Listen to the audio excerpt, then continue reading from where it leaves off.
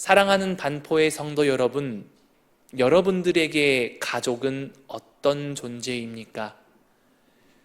정말 가까운 공동체이지만 익숙하다라는 이유로 함부로 대할 때도 있고 배려하지 못할 때도 종종 있었던 것 같습니다. 가족 공동체라 불리는 이 교회도 비슷할 때가 종종 나타납니다. 가족 같은 집단이라 이야기하면서도 너무 익숙하다라는 이유로 상대를 배려하지 못하는 모습을 우리가 보이고 있지 않는가 생각해 볼 필요가 있다는 거지요.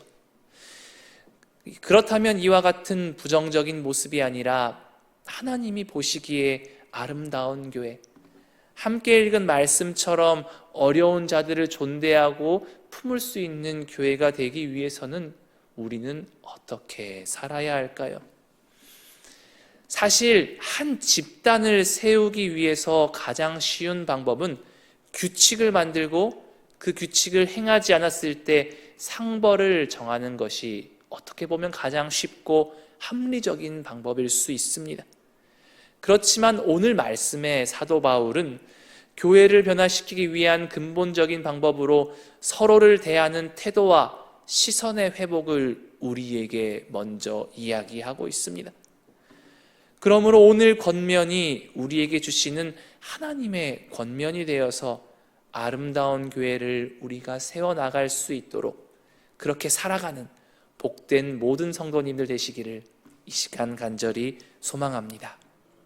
아름다운 교회를 세워가기 위한 첫 번째 메시지는 무엇입니까? 바로 내 가족을 사랑하듯이 교회 공동체를 섬길 때에 하나님의 사랑이 드러난다는 메시지입니다. 사도 바울은 디모데에게 교회 안의 관계를 1절과 2절 말씀처럼 이야기합니다. 제가 1절과 2절 말씀을 다시 한 번 더 봉독합니다. 늙은이를 꾸짖지 말고 권하되 아버지에게 하듯하며 젊은이에게는 형제에게 하듯하고 늙은 여자에게는 어머니에게 하듯하며 젊은 여자에게는 온전히 깨끗함으로 자매에게 하듯이 하라. 아멘. 여기 말씀에는 중요한 말씀이 나옵니다. 누구에게 하듯 하라.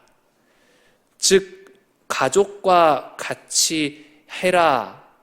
그러므로 함부로 이 공동체를 대해서는 안 된다라고 우리에게 말씀하고 계셨던 겁니다.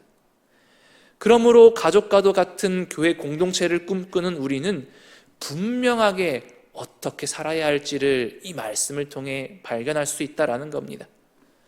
우리의 신앙은 예배 시간에 어떤 신앙의 고백을 하고 손으로 혹은 생각으로 그 말씀을 기록하는 것에 멈추어서는 안 됩니다.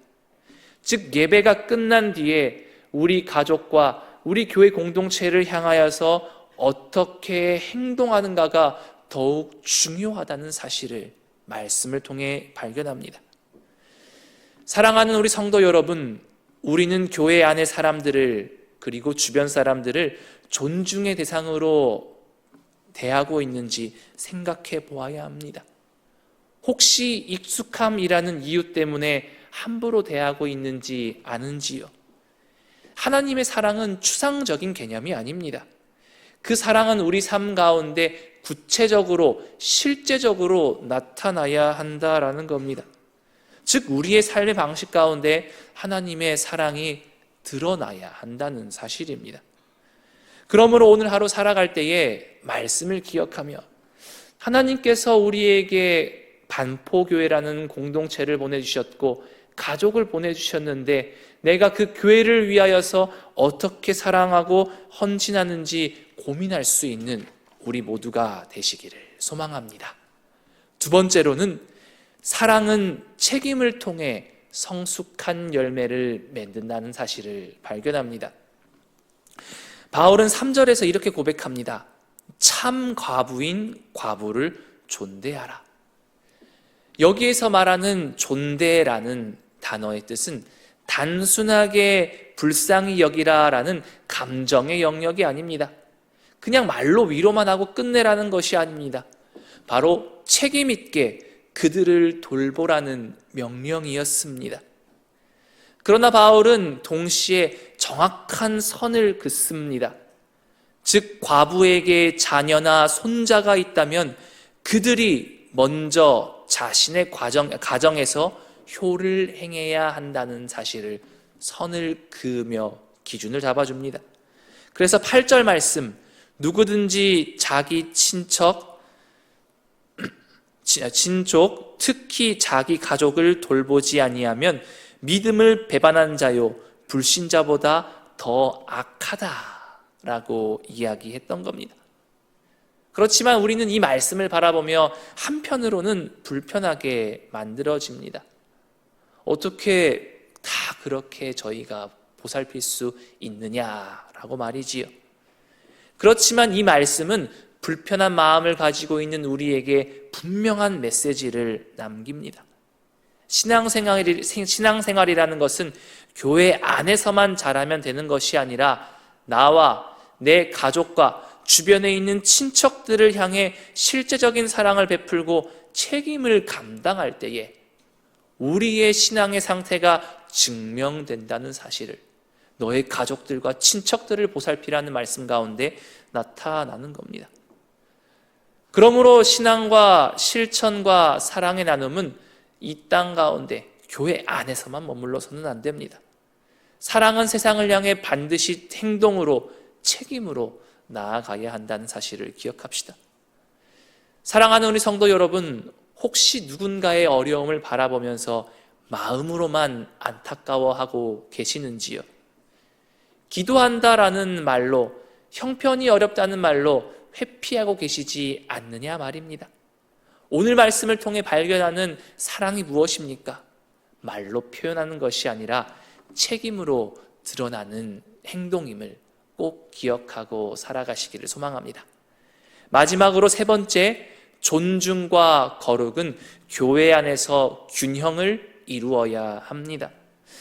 바울은 마지막으로 이 모든 행위를 감당할 성도들과 이 지도자들에게 잘 다스리는 장로들은 배로 존경할 자로 알라.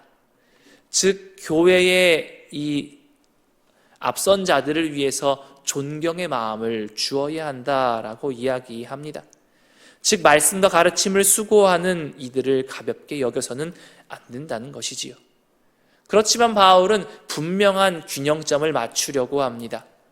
즉 교회의 중직자들을 존중하되 범죄가 드러났을 때에는 20절 말씀처럼 모든 사람 앞에서 꾸짖어 나머지 사람들로 두려워하게 하라라고 이 존중과 이 경외감을 같이 맞춰 나가도록 명령합니다.